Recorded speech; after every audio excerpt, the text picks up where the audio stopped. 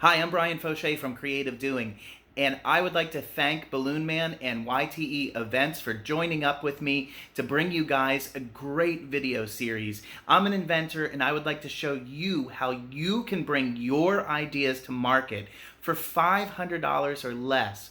This is a great opportunity to learn how to invent.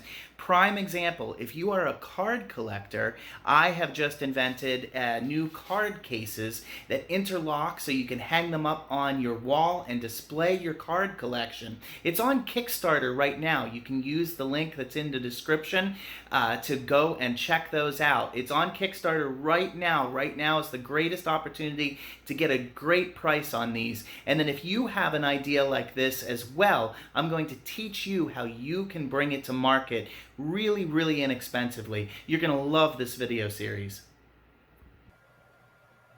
Hello, everybody. My name is Brian Foshe, and I am really excited to be here to talk to you about creative doing.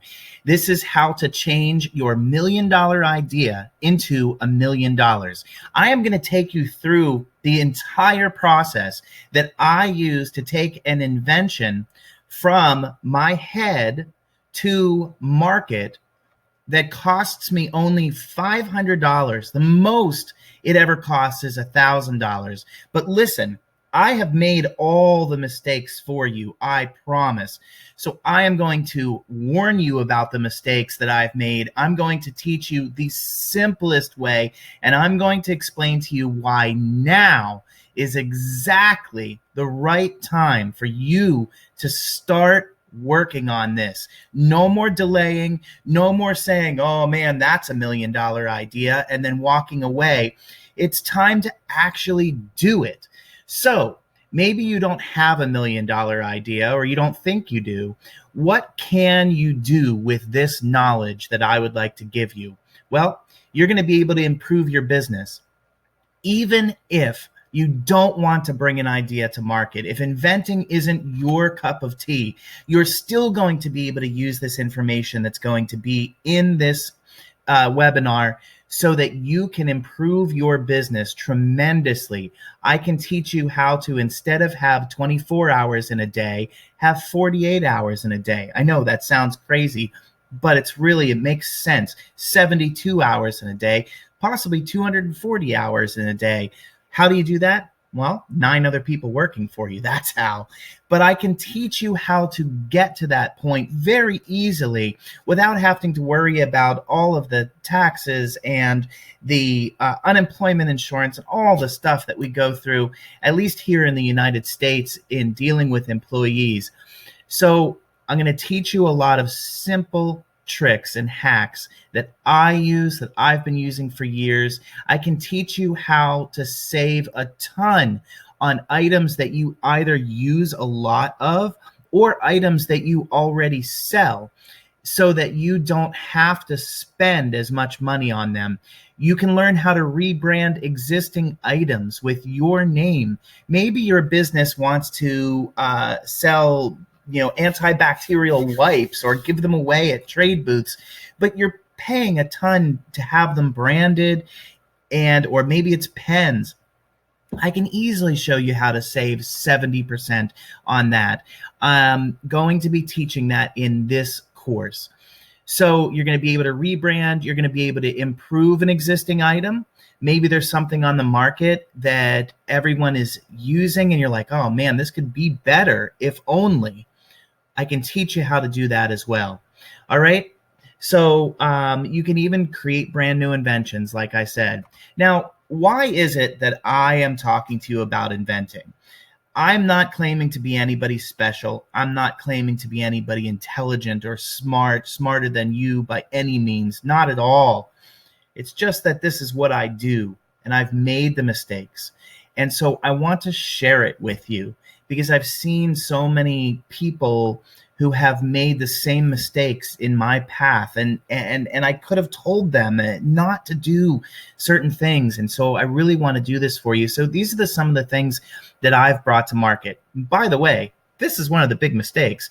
You're looking here at a portable PA system, one 2, 3 different portable PA systems in this picture. And then this over here is a remote control that was with an MP3 player. Those are really difficult things to bring to market, okay?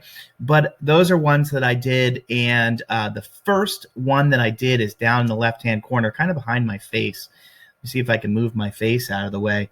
And this was the Happy Amp initially. Initially, it was just rebranding. And what happened was I needed a portable PA system. And so I was able to find someone who was importing them already.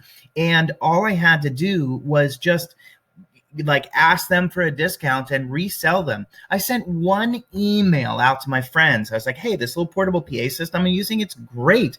And if you'd like to get one of them, I might only do this for a short period of time. Here we are 16 years later, I'm still selling them, sell millions of dollars of them now. But nonetheless, I said, from this email, let me know. And I made $3,600 from that one email. This is a lot easier than you expect. I promise you, it's so much easier. So you can see my buddy Robert Baxt over here. That's someone I helped to bring an invention to market. He's holding Magic Pad, which is a product that he and I invented together. We put next to no money into it, and we're able to get this product out of it. And sell them. And I think Robert now has finally sold out of his, but he sold them for quite some time. So this was a great, easy way to make a little extra money, okay? F117 is another portable PA system. Up here, behind my head again, is Portable Pro Busker's case. This was a case that I designed for magicians. So it had a performing surface, and I'm not going to tell you what that is, and special pockets inside and everything.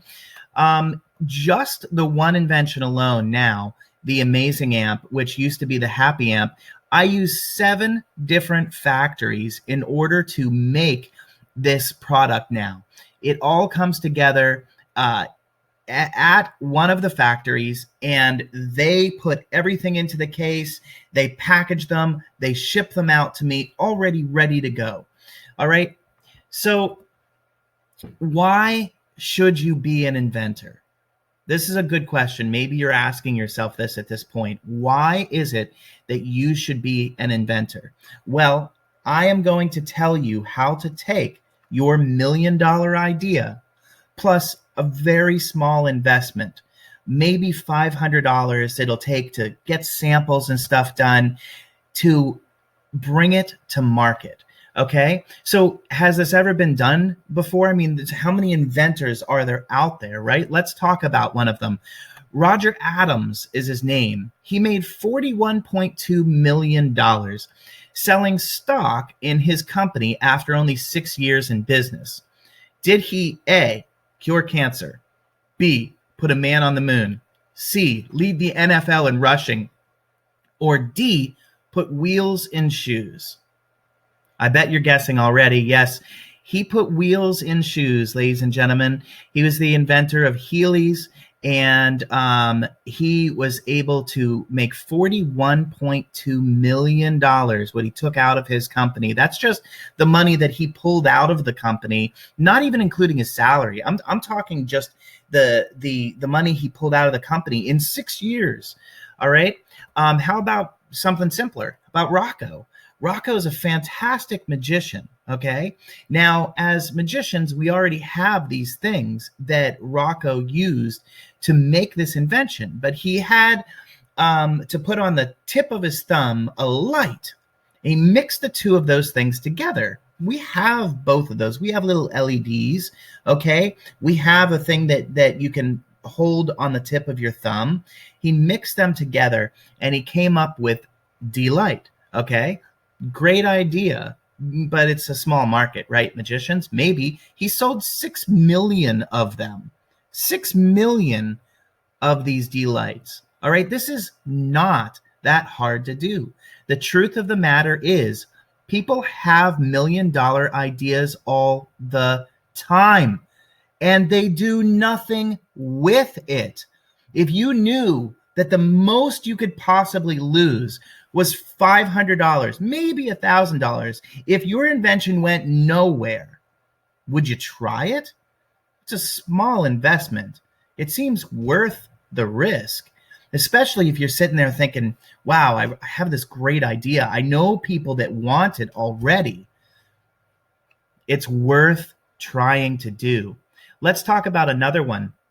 How about 4Ocean? Maybe you've heard of them before. They make these plastic bracelets that I'm showing you right here on the screen. Okay, this company was created because two surfers went to Bali, and while they were there to surf, they were expecting to find pristine beaches and this beautiful sand and have a great time in the water and look at the ocean life. And what they kept finding was plastic. They kept finding plastic floating in our oceans, and they wanted to do something about it. So they decided they were going to sell $20 bracelets. And with every $20 bracelet, they were going to take a pound of plastic out of the ocean. So great concept. And this is something that I hope that you strive for, and that is helping people with your invention. Okay, maybe it's not your invention that's going to help people, but maybe it's what you can do with the money that you make from your invention in helping others. I really feel very strongly about bringing it together and having a community that is helping other people. I think that that's where you get the most out of your life. But how did they do this 4Ocean company? Well, they've pulled 8 million pounds of plastic out of the ocean in 3 years. Okay? That means they've sold 8 million of their $20 bracelets. It's a pretty bracelet, but come on. This is not that hard. Recently, I was very privileged to see Sara Blakely speak live, and she was the first to say herself that she had no formal business education, that she failed the LSATs. She wanted to be an attorney, and she failed the LSATs twice, okay? And she was selling fax machines, door to door, business to business, when she just was so tired of her life. And she pulled her car off the road, she says, and just wished into existence. She wanted to make something that would help millions of people. All right. And that was the right mindset. She decided it was going to happen. She didn't know what she was going to make. All right. She had no idea at that point, but she opened her eyes to the idea that she was going to do this. So how did she become a self-made billionaire? She cut the feet out of pantyhose. That's how she did it. She created Spanx. And so she cut the feet out of pantyhose. And this is something that she's not the first woman to do this, okay? Probably not the first guy. So she did this because she wanted to make her butt look nice in a pair of white pants. And she knew that they would kind of pull everything together and help her out. And as she cut the feet out of the pantyhose, she thought about it. And she remembered the promise that she made to herself to bring something to the market that would help millions of people. And that was her idea. And boy, did it work. All right, so there's another great inventor. Why is now the best time in history? Let's be honest, folks. There really isn't much in the way of job security anymore.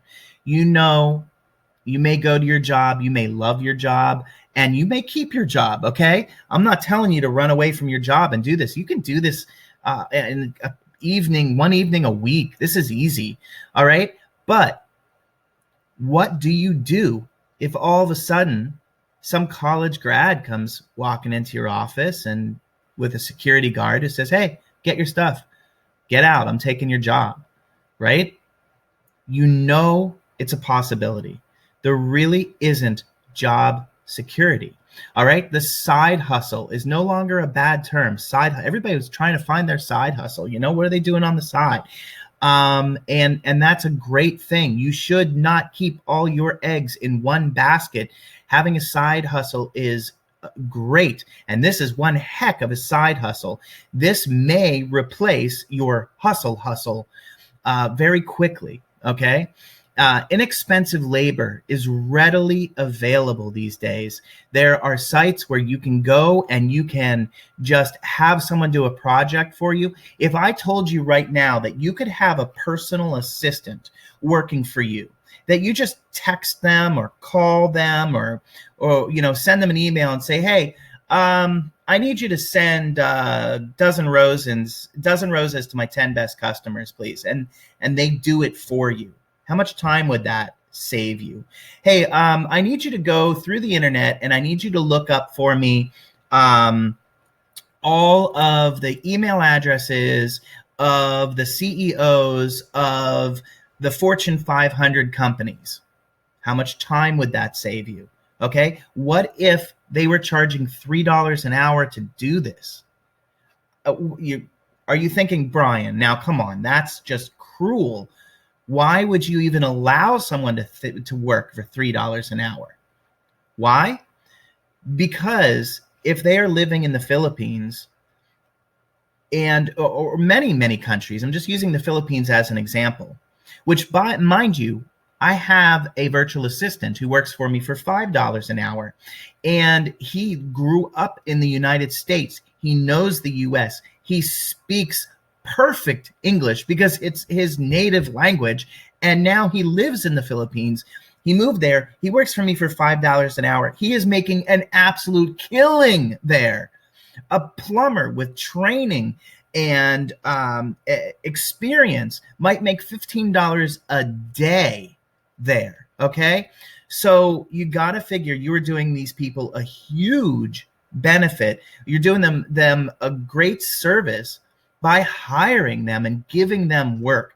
Also, crowdfunding is tremendous right now. It's trusted across the board, and it is a great way to get the funding that you need for your business. You've got easy online selling platforms right now, really easy to build your own website right now. You've got people who need the help right now. So you're going to be able to bring to market a product that people are looking for right now. People always need help. This is the time. I can't stress it enough. Now, the next video, I am going to talk to you about what it takes to be an inventor. And we are going to dive right into how to do this process. So please stay tuned and keep an eye out for the next video.